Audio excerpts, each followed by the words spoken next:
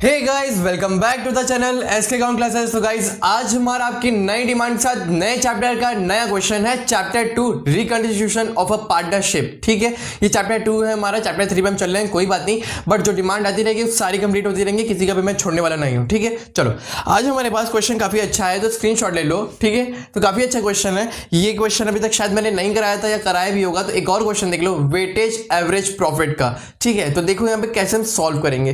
पहली बात, यहाँ क्वेश्चन देखना पूरा स्टार्टिंग से, हमारा 2018, 2019, 2020 और 21 का सारा जितना प्रॉफिट है वो सारी चीज दिया हुआ है। ठीक है, चलो उसके बाद हमारे पास कुछ और चीज है, जैसे कि पहला देखो एक एडजस्टमेंट ए वाला। ठीक, तो ध्यान से देखना, इन 2020 मैं पूरा एडजस्टमेंट पढ़ूंगा। ठीक है, A major repair was made in plant incurring 10,000 on 1 जुलाई। मतलब कि मान लो एक नया मशीनरी ऐड हो रहा है, एक नया प्लांट ऐड हो रहा है 1 जुलाई को। ठीक है, और कब ऐड हो रहा है?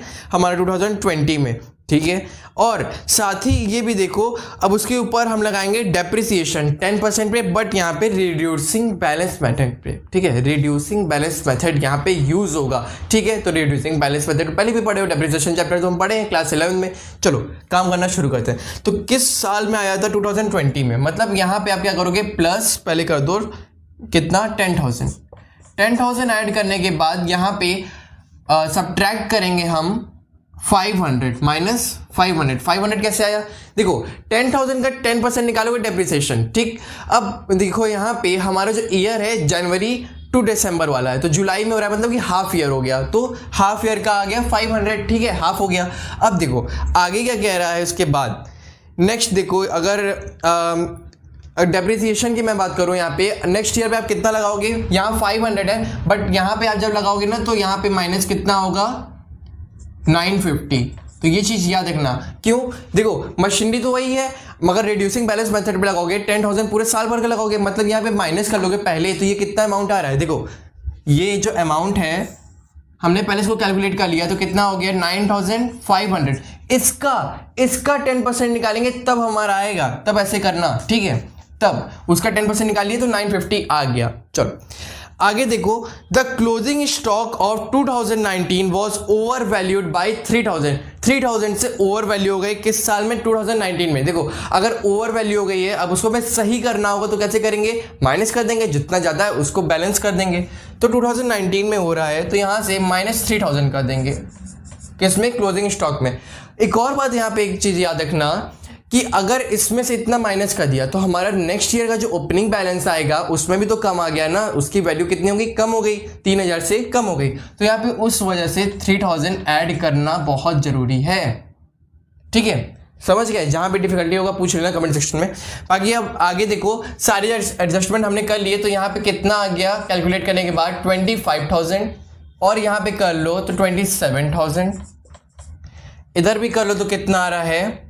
24 34 37,000 ये, और माइनस 500, मतलब कि 36,500 ये, और यहां माइनस कर लिए तो 37,050।